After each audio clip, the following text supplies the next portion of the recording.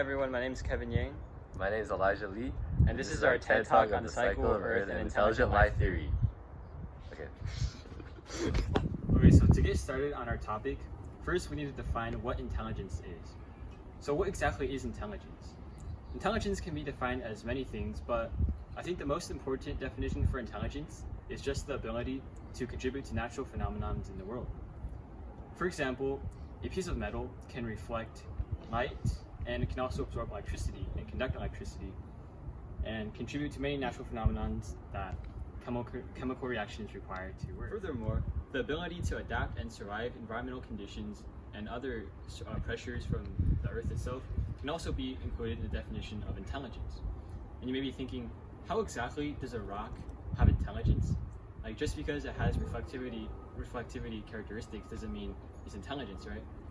Well, to answer that question, characteristics are actually the most basic form of intelligence, and every organism or non-living thing on Earth has them. Now, on the other hand, rocks are not necessarily dumb. So rocks can actually be smarter than humans, because some humans just sit around all day doing nothing and just play video games. Rocks, however, are actually making history. They contribute to many natural processes, such as making fossils, compressing other rocks, and just many more things that contribute to the Earth. Speaking of intelligence, how do we know that we are the first presence on Earth that's actually been intelligent? So, Earth originally started off as just a rock, but then some prokaryotes started to have existence on Earth.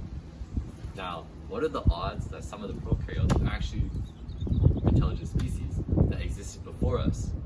Now, the chance of this happening is actually pretty high, because Earth's been around for such a long time, and there's no way that we could be the only intelligent species inhabiting the Earth. To elaborate, first we need to give some context. So as you all probably know, humanity is currently on a path to extinction right now. If we don't do something about it, our generations are gonna end very soon. So problems such as global warming, pollution, deforestation, habitat fragmentation, these are all problems that will contribute to unsustainable living and eventually the end of humanity as we know it.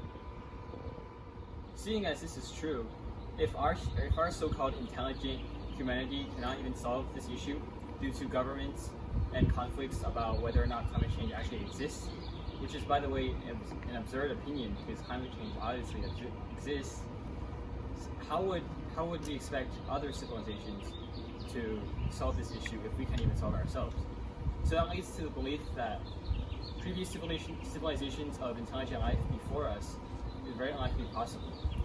Furthermore, when humanity eventually goes extinct due to things like global warming, there will be phenomena like huge ice ages or basically turning Earth into Venus because of the heat.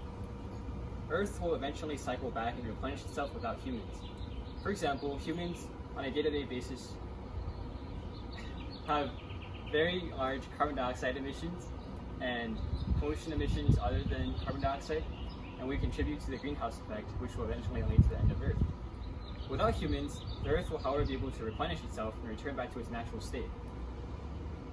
With an understanding of the concept of Earth cycling and replenishing itself without humans and their carbon dioxide emissions, it is very likely that there have been previous civilizations before us, and even after we go extinct.